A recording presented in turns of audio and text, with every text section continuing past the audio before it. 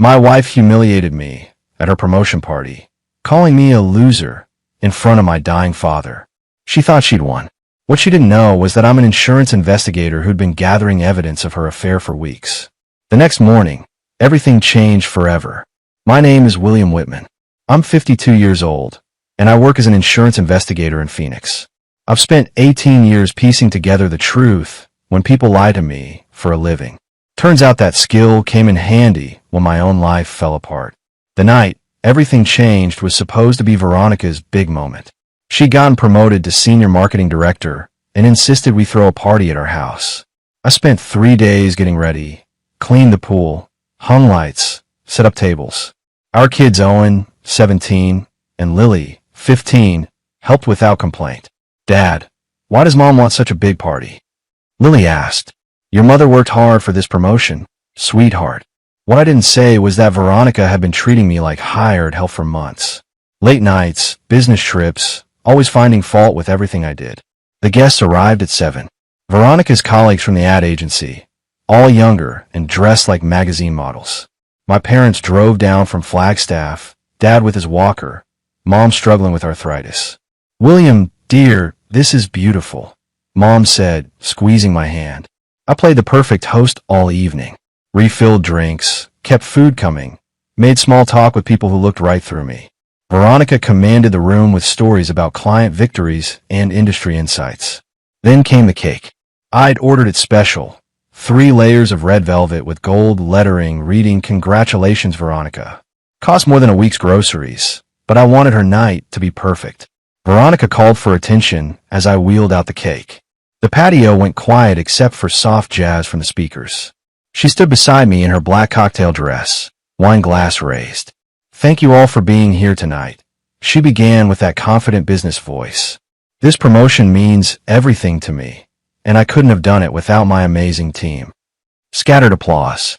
I smiled, waiting for her to maybe thank me for organizing everything. Instead, she turned to me with a smile that made my stomach drop. "And of course, I have to thank my devoted husband, William," she said, voice dripping with something cold. "Always there, always predictable, always ready to serve." The crowd chuckled nervously. Veronica picked up the cake knife and cut the first slice with theatrical precision. She placed it on a plate and held it out to me. "Here's your cake, loser," she announced loud enough for everyone to hear. "At least you're good for something." Dead silence. Every eye on us. Some people looked away in embarrassment. Others stared in shock. My parents sat frozen, Dad's hand trembling on his walker, Mom's face white with horror. I took the plate with steady hands, nodded once, and set it down without a word. The party died after that. People whispered in corners, made excuses, left early.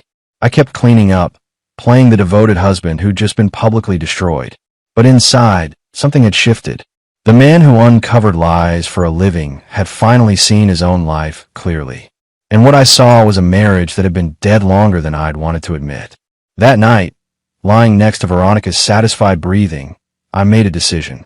If she wanted to play games, I'd play by my rules. After all, I was very good at investigations. The morning after the party, I woke up before dawn. Old habit from my investigating days. Start early, think clear. Veronica was still asleep, probably dreaming about her next career move. I made coffee and sat at the kitchen table, staring at the mess left from the night before. Owen walked in around 7, grabbing juice from the fridge. My son had always been observant, took after me in that way. "Dad, what Mom said last night?" He started, then stopped. "What about it, son?" Owen sat down across from me. "That wasn't cool." Lily cried herself to sleep. My jaw tightened. Humiliating me was one thing. Hurting my kids was another. Your mother was excited about her promotion. Sometimes people say things they don't mean. Owen gave me a look that said he wasn't buying it. Smart kid. After he left for school, I did what I do best. I started investigating. Not officially, just quietly observing patterns I'd been ignoring for months. First stop, our home office. Veronica's laptop was password protected now. Something new. Her phone stayed face down during dinner. She started taking calls in the garage, claiming better reception. I checked our wireless router logs. Something most people don't know you can do. Data usage spiked during her supposed late nights at the office. Video calls, file transfers, social media activity. All time stamped when she claimed to be in client meetings. Then I found the credit card statements I wasn't supposed to see. Charges at restaurants I'd never been to. On dates when she said she was working late. Hotel bookings for business trips that lasted one day but showed 2-night stays. The most interesting discovery came from our family cloud storage. Veronica thought she was tech savvy, but she'd forgotten about automatic photo backup from her old phone. The device was sitting in our junk drawer, still syncing to her account. I scrolled through months of images. Office parties where she looked different, happier, more relaxed. Photos with her marketing team, including a guy named Bradley Whitaker from the graphics department. Young, probably mid-40s, with that artistic look women seem to find attractive. In the newer photos, Bradley appeared more frequently, standing closer to Veronica, his hand on her shoulder, her laughing at something he'd said. Then came the images that made my coffee go cold. A weekend trip to Sedona. Veronica had told me it was a women's leadership retreat, but there was Bradley, sharing a bottle of wine with her at a restaurant. Another photo showed them hiking together, his arm around her waist. The final image was taken from what looked like a hotel balcony, Veronica in a sundress, Bradley behind her with his arms wrapped around her. I saved everything to an encrypted drive, organized by date and location. 23 years of marriage had taught me to document everything carefully. My phone buzzed with a text from Veronica. Working late again tonight. Don't wait up. I looked at the timestamp. 10:30 a.m. According to the credit card statement, she'd made the same excuse 3 times this week. Each time coincided with charges at the same upscale restaurant downtown. I closed the laptop and walked to our bedroom. Veronica's side of the closet had new clothes. Expensive pieces I'd never seen her wear at home. Lingerie that wasn't meant for a husband of 23 years. The woman who'd call me a loser in front of my parents was living a double life. But she'd made one crucial mistake. She'd underestimated the man who made a living uncovering deception. I sat on the edge of our bed, surrounded by evidence of her betrayal, and felt something I hadn't experienced in years. Relief. Now I knew exactly what I was dealing with. 3 days of surveillance gave me everything I needed. Veronica thought she was clever, but she'd forgotten she married an investigator. Tuesday night, she claimed another late meeting. I followed her to Romano's downtown, watched through the window as she shared wine with Bradley. They held hands across the table like teenagers. When he kissed her in the parking lot, I got photos with my telephoto lens. Thursday's client dinner was actually the Marriott on 5th Street. I waited in the lobby, documented their arrival at 6:30, departure at 11:45. For hours for a business meeting seemed excessive. Back home, I organized everything methodically. Digital files, printed photos, credit card receipts, timeline spreadsheets. 23 years of marriage reduced to evidence folders. Dad, you're working late again, Lily said, finding me in the office at midnight. Just catching up on some cases, sweetheart. She studied my face with those sharp 15-year-old eyes. Mom's been different lately. Mean. What do you mean? Lily sat in the chair across from my desk. She used to ask about school and my friends. Now she just complains about everything. Like we're bothering her. My jaw clenched. Has she said anything specific? Last week she told Owen he was lazy like his father. Made him cry. That sealed it. Humiliating me was painful. Attacking my kids was unforgivable. Friday morning, I called my attorney, David Ross. We'd handled insurance cases together for years. William, what can I do for you? I need a divorce lawyer, David. The best one you know. Sorry to hear that. What are we dealing with? Adultery, financial deception, possibly more. I have evidence. David was quiet for a moment. Margaret Collins is who you want. Tough as nails. Handles high conflict cases. I'll call her today. That afternoon, Margaret called me personally. Sharp voice, no nonsense. David says you have a situation that needs immediate attention. My wife's having an affair with a coworker. She's using our money to fund it. And she's become verbally abusive toward our children. How much evidence do you have? Photos, financial records, timeline documentation.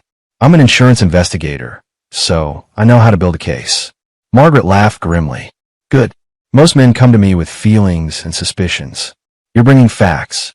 Can you meet tomorrow? Absolutely. That evening, Veronica announced another late night. I didn't follow her this time. Instead, I spent 3 hours with Margaret reviewing everything I collected. This is excellent work, William, she said, studying the photos. Your wife's been careless. The financial records show clear misuse of marital assets. What's our next move? We document everything legally, file for divorce citing adultery, and request temporary custody of the children pending investigation of her treatment toward them. How long will this take? Margaret smiled coldly. With evidence this solid, your wife won't know what hit her. Saturday morning, I implemented phase 2. While Veronica slept in, recovering from another business dinner, I drove to my parents' house in Flagstaff. Son, you look terrible, Mom said, opening the door. I need to tell you both something important. We sat in their living room, Dad's walker beside his chair, Mom's worried face studying mine. Veronica's been having an affair, I said simply. For months. The promotion party was just the beginning. Dad's hand trembled on his knee. I'm sorry, William. That woman never deserved you. The children, Mom whispered. Owen and Lily. That's why I'm here. This is going to get ugly, and I need them somewhere safe when it happens. I explained my plan. Margaret would file papers Monday morning. Veronica will be served at work. Maximum embarrassment. I'd pick up the kids from school, bring them here until the initial storm passed. Of course, Mom said immediately. They can stay as long as needed. Sunday evening, I sat both kids down in the living room. Time for honesty. I need to tell you something important about your mother and me. Owen straightened up. Lily grabbed my hand. We're getting divorced. Your mother's been seeing someone else from her work. Lily started crying. Owen's face hardened with anger. I knew something was wrong. Owen said. She's been so mean lately. Where will we live? Lily asked through tears. With me. But tomorrow, I'm taking you to Grandma and Grandpa's for a few days while lawyers handle the paperwork. Why can't we stay here? Owen asked. Because your mother's going to be very angry when she finds out I know about Bradley. Owen's eyes widened. You know his name? I know everything, son. I've been investigating for weeks. Monday morning, I drove the kids to school, then called in sick to work. By 10 a.m., I was parked outside Veronica's office building, waiting. My phone rang at 10:47. William, it's Margaret. She's been served. Security called me. Apparently she screamed at the process server and threw papers across the lobby. Perfect. She'll be calling you soon. Don't answer. Let her panic. I drove to the kids' schools, signed them out for family emergency, and headed north to Flagstaff. By the time Veronica discovered they were gone, we'd be safely in my parents' house. My phone started buzzing with calls and texts around noon. I ignored them all. Phase 1 complete. Now Veronica would learn what happens when you underestimate a man who'd spent his career uncovering the truth. My phone buzzed constantly during the drive to Flagstaff. 47 missed calls from Veronica by the time we reached my parents' house. I finally answered on call 48. William, what the hell is this? Veronica's voice was shrill, panicked. Some lawyer served me papers at work. In front of my entire team. Hello, Veronica. How was your meeting with Bradley last night? Dead silence. Then, I don't know what you're talking about. Romano's restaurant. Table by the window. You ordered the salmon. You had the steak. You held hands during dessert. You're insane. I was working late. Hotel charges on our credit card say otherwise. Should I read them to you? Another pause. When she spoke again, her voice was different. Calculating. Where are my children, William? Our children are safe. Somewhere you can't use them as weapons. You can't take them from me. I'm their mother. A mother who called their father a loser in public. Who told Owen he was lazy like me. Who made Lily cry because you're too busy with your boyfriend to care about their lives. You don't understand the pressure I'm under. I understand perfectly. You're having an affair with Bradley Whitaker from graphics. You've been using our money to finance hotel rooms and romantic dinners. You've been emotionally abusing our children. Veronica's breathing became rapid. I want my kids back.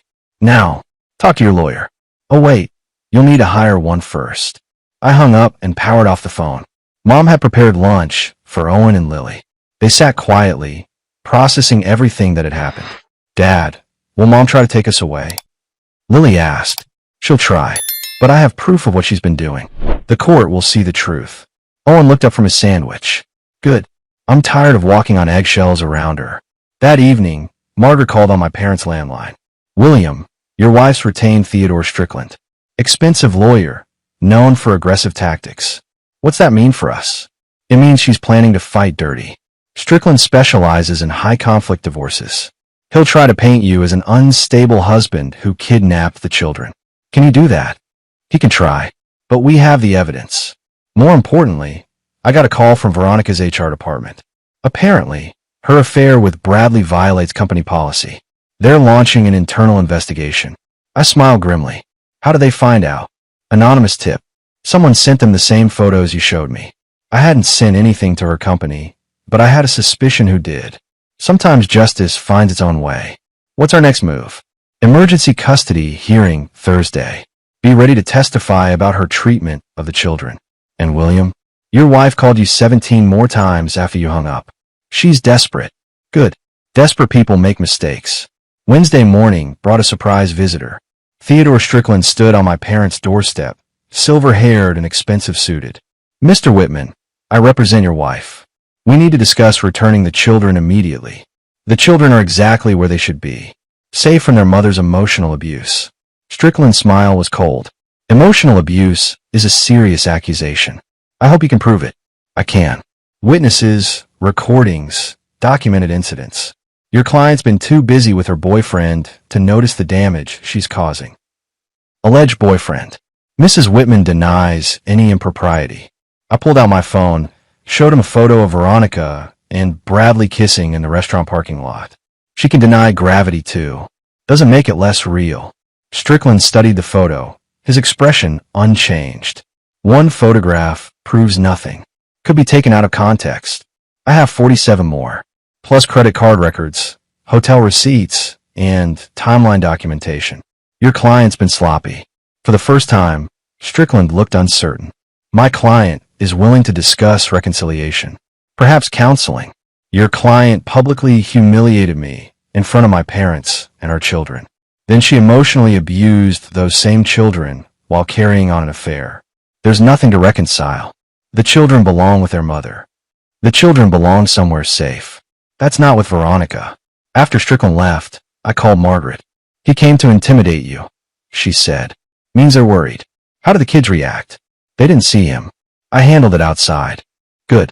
I have news about Veronica's job situation. HR finished their preliminary investigation.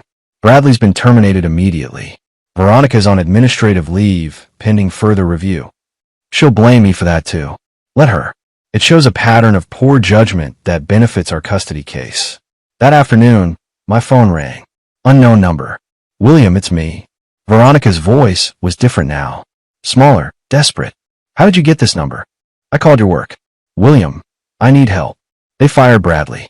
They're investigating me. My career is ruined. You ruined your own career, along with our marriage. Please, I made mistakes, but I love you. I love our family. We can fix this. You call me a loser in front of 50 people, Veronica. You mock me in front of my dying father. You can't fix that. I was drunk, excited about the promotion. I didn't mean it. You rehearsed it. Ruby heard you practicing in the car. Silence. Then, the children need their mother. The children need stability. Something you can't provide while you're busy destroying lives. I'll do anything, William. Counseling, therapy, whatever you want. What I want is for you to sign the divorce papers and agree to supervise visitation. Your affair partner's already gone. Your job's in jeopardy. Don't lose your children too. I can't lose them. They're all I have left. You should have thought of that before you chose Bradley over your family. I hung up. Tomorrow's custody hearing would determine the children's immediate future. But tonight, they were safe, eating my mother's cooking and doing homework at the kitchen table. Sometimes that's all a father can ask for. Thursday morning's custody hearing felt like stepping in a battle. Margaret sat beside me, evidence folders organized perfectly. Across the courtroom, Veronica whispered frantically with Theodore Strickland, desperation visible despite her designer suit. Judge Patricia Manning entered, stern and no nonsense. Emergency custody hearing for Owen and Lily Whitman, she announced. Mr. Strickland, your client claims unlawful removal. Strickland stood confidently. Your Honor, my client found her children missing without justification. Objection, Margaret said calmly. Mr. Whitman removed children from emotional abuse. We have documentation. Strickland called Veronica first. She played the devastated mother perfectly. I love them deeply, Your Honor. Work hard to provide for our family. Finding them gone was devastating. Has your husband threatened to take the children before? He's become unstable since my promotion. Jealous, possessive, controlling. Margaret cross-examined ruthlessly. Mrs. Whitman, March 15th. What did you tell Owen about his grades? I don't recall specifics. You called him lazy like his father. Made him cry. Remember now? Margaret presented audio evidence.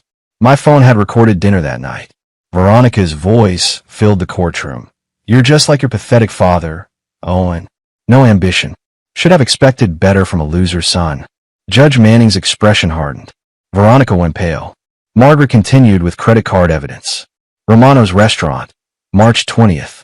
Marriott Hotel, March 22nd. Explain these charges during supposed work meetings. Business expenses. Yet you told your husband you were working late at the office. Lying to him or defrauding your employer.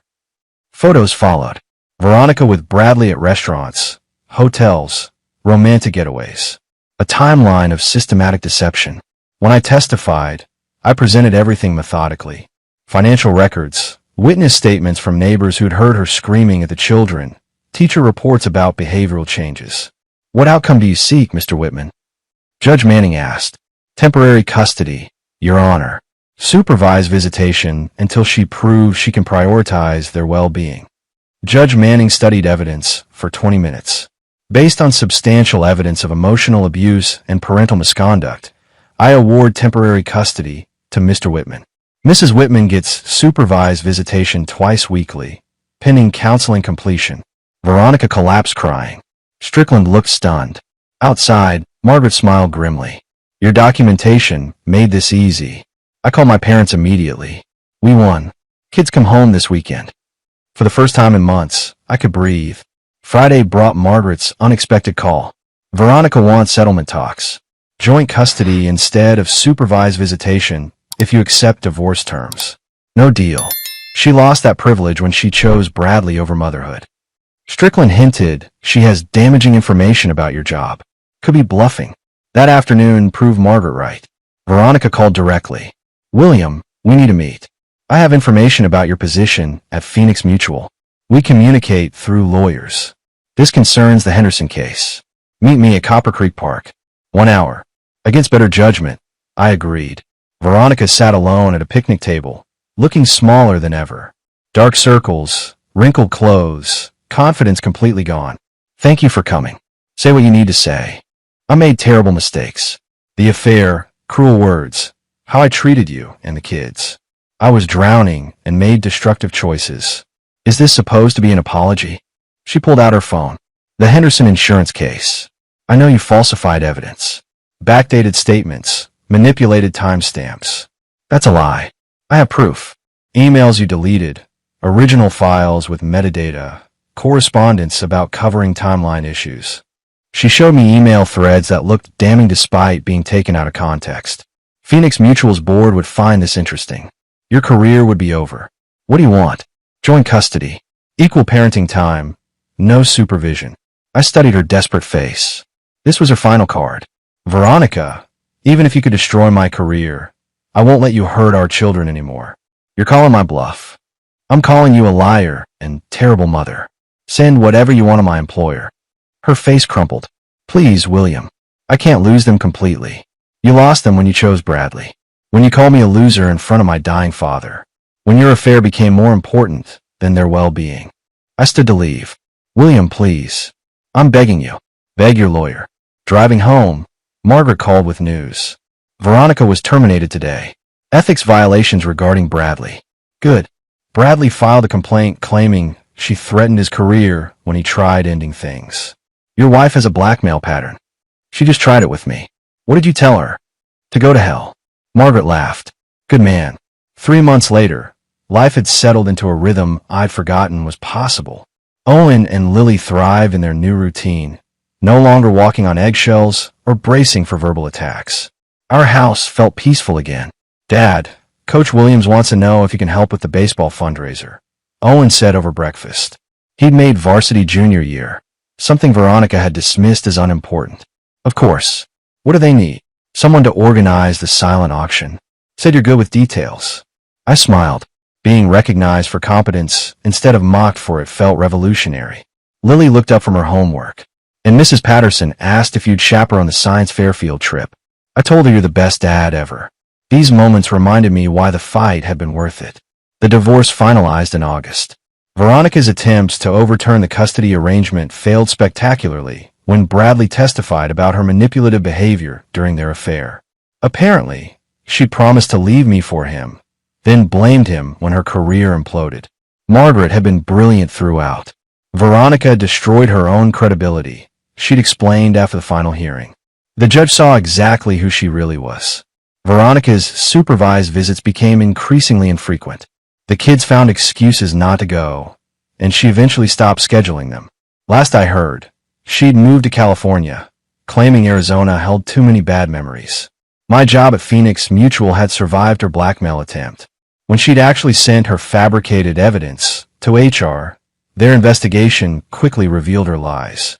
The company's IT department traced the manipulated documents back to her personal accounts. Mr. Whitman, my supervisor, had said, "We're sorry your personal situation affected your work environment. Your integrity has never been questioned here." The promotion they offered me came with a 20% salary increase and the option to work remotely twice a week. Perfect for a single father managing school schedules and activities. Owen joined me in the garage Saturday morning, helping organize tools I neglected during the chaos. "Dad, can I ask you something?" "Always, son. Do you miss Mom?" "Even after everything she did?" I considered the question carefully. "I miss the woman I thought she was. The mother you deserved. But that person might never have existed." "I don't miss her," Owen said quietly. "Is that bad?" "It's honest.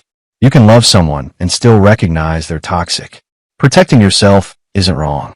We worked in comfortable silence, father and son rebuilding more than just garage organization. That evening, Lily curled up beside me on the couch during movie night, something she hadn't done in years when Veronica lived here. "Dad, are you happy now?" "Very happy, sweetheart." "Are you?" "The happiest I've been since I was little. Before Mom got mean." I kissed the top of her head, grateful for second chances and the courage to fight for what mattered most. My phone buzzed with a text from Margaret. "Saw the Phoenix Business Journal article about your promotion. Well deserved. How are the kids?" I typed back, "Thriving. Thank you for everything. Thank you for being brave enough to put them first. Some victories are worth every battle scar." 8 months after the promotion party that changed everything, I stood in my new office overlooking downtown Phoenix. Senior claims director at Phoenix Mutual, leading a team of 12 investigators, building the fraud detection department I'd always envisioned. "Mr. Whitman, there's someone here to see you," my assistant announced. I turned from the window to find a familiar face. Bradley Whitaker stood in my doorway, looking nervous and considerably older than when I'd last seen him in surveillance photos. "Mr. Whitman, could I speak with you privately?" I nodded to my assistant, who closed the door behind her. "What can I do for you, Bradley?" He sat heavily in the chair across from my desk. "I wanted to apologize. For the affair, for what happened to your family, for my part in destroying everything." "Why now?" "Because I finally understand what she did to all of us." Veronica is engaged to some lawyer in Los Angeles. Third engagement since the divorce, apparently. She called me last week, wanted to reconnect as friends. I leaned back in my chair, and she asked if I missed our time together. Said she'd made a mistake choosing career over love. When I told her I was married now, happily, she lost it completely. "How so?" Screamed that I'd ruined her life, that she'd sacrificed everything for me, that I owed her. Then she threatened to tell my wife about our affair if I didn't give her money. I wasn't surprised. Same pattern she tried with me. The thing is, my wife already knew. I told her everything before we got married. Veronica's threats were empty. Bradley pulled out his phone, showed me a screenshot of text messages. Veronica demanding $10,000, threatening exposure, becoming increasingly unhinged when he refused. "She's broke, Mr. Whitman. Living in some studio apartment, working retail. The lawyer she's engaged to doesn't know about her past, apparently." "Why are you telling me this?" "Because she's planning something. Asked detailed questions about your job, your house, the kids. Said she wasn't done with the Whitman family." A chill ran down my spine. "What kind of questions?" "Owen's baseball schedule. Lily's school activities. When you work late. She's been following your social media, through fake accounts. I made a note to call security immediately. Bradley, I appreciate the warning. There's more. She showed me photos she'd taken outside your house. Recent ones. She's been watching your family. That afternoon, I met with Phoenix PD and hired a private security firm. Restraining order filed. House security upgraded. Kids' schools notified. Veronica's obsession had crossed into stalking territory. Margaret wasn't surprised when I called her. Narcissists often escalate when they lose control. Good thing Bradley warned you. Think she'll actually try something? She's desperate, broke, and her new relationship is built on lies. That's a dangerous combination. 2 weeks later, Veronica was arrested outside Lily's school. Security cameras caught her following my daughter, taking photos, approaching other students with questions about her family. The stalking charges, combined with her violation of the restraining order, earned her 6 months in county jail and a permanent prohibition from contacting us. Dad, is it really over? Lily asked after the sentencing. It's over, sweetheart. She can't hurt us anymore. That evening, I called my parents with the news. Dad's voice was weak, but proud. You protected your children, William. That's what real men do. Owen graduated valedictorian that spring. Lily made honor roll every semester. Both kids flourished without their mother's toxic presence, poisoning their lives. At Owen's graduation, I sat with my parents, watching my son accept scholarships to 3 different universities. She's really missing out, Mom whispered, squeezing my hand. Her choice, I whispered back. Her loss. Some stories end with justice. Others end with peace. The best ones end with both. Standing ovation for my son, surrounded by people who actually loved him, I realized something profound. Veronica hadn't just lost a family when she chose her affair over US. She'd lost the chance to witness the extraordinary people her children were becoming. That was a consequence she'd live with forever.